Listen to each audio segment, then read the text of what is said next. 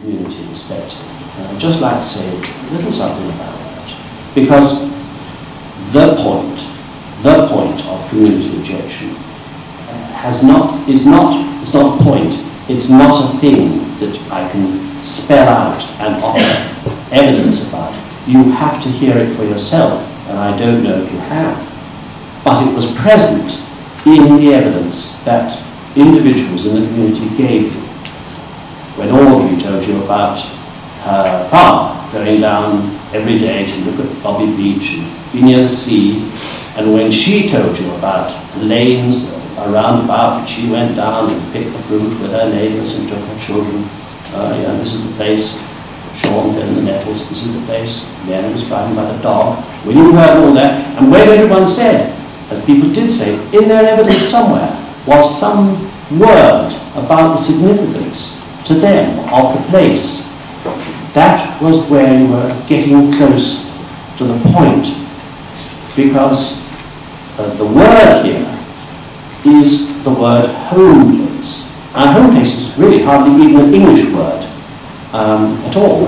And it doesn't mean the same as home, and it's not quite the same as Heimat. It's not quite any of these things, but it has, in Ireland, a particular significance, because the home place is what the family makes. That is their achievement. That's what they make. It's where children learn who they are and where they are, and they orientate themselves from it. I mean, in a very particular and special way. Mesopotamian people live in the desert, they orientate themselves from the stars. That's the people who actually mapped it all. But here in Ireland, people map their life from the landscape. And that is there in the language, as you probably know. Every single field and hollow and hill and corner and tree and house and boreen and townland is named. It's named. And you can meet Irish people in London or in New York, or wherever you like.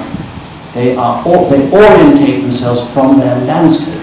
And so that landscape, that place, is where all social values, the values that make our society anything at all, are actually grown and nourished and developed. And the parent's job is to actually make it a safe place.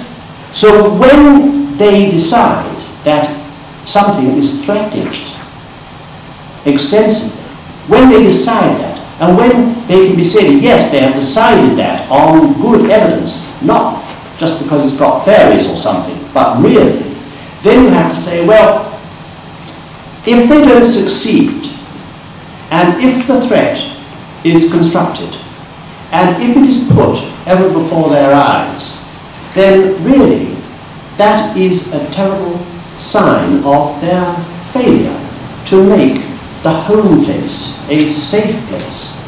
That is gone. You can't compensate them for it. It was suggested in one of the court cases that if we weren't successful in one aspect of things, not this, but another aspect of this, which I won't mention, that there was a compensation route. But this is entirely to misunderstand the nature of their rejection and the nature of the home place. There is no compensation for that at all. It's lost, it's lost.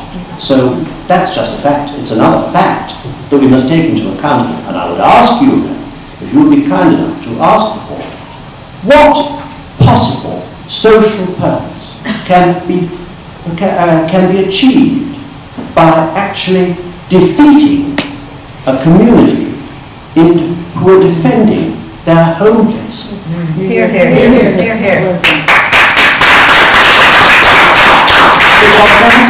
The basis of your authority to sit there and the basis of our state's authority to place you there derives from an acknowledgement of this.